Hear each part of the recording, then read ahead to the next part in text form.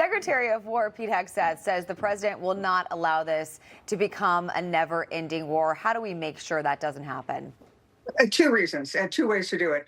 Continue to degrade the Iranian military, continue to make sure that the Iranian Navy or drones or fast boats or whatever gets away from the Strait of Hormuz. We have to keep the Strait of Hormuz open because that's world shipping, that's global prices, that's energy. But the second thing, and this is what they're doing behind the scenes that you're not seeing, is who are they talking to in the existing Iranian regime, you know, the second tier of leaders. The first tier of leaders is gone. But what about the second tier of leaders in the regime, in the military, in the civilian regime? What about the opposition?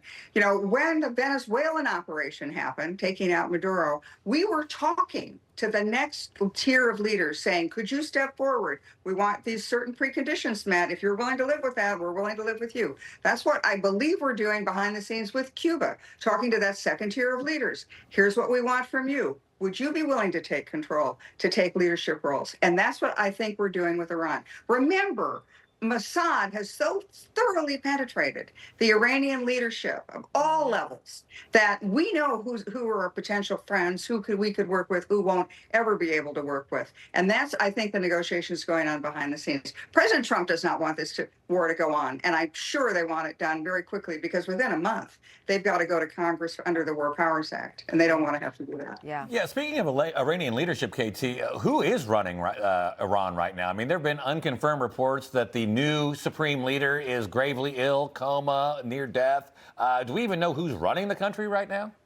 No, I mean, we know there's a lot of confusion, right? Because the government is saying, well, to the attacks that are happening in Qatar and UAE and the neighbors, look, we're not going to attack you guys. And then 12 hours later, they're attacked. So I don't think anybody's really in charge in the sense of, is it the military that's in charge? Is it the civilian leadership that's in charge? Are the mullahs in charge?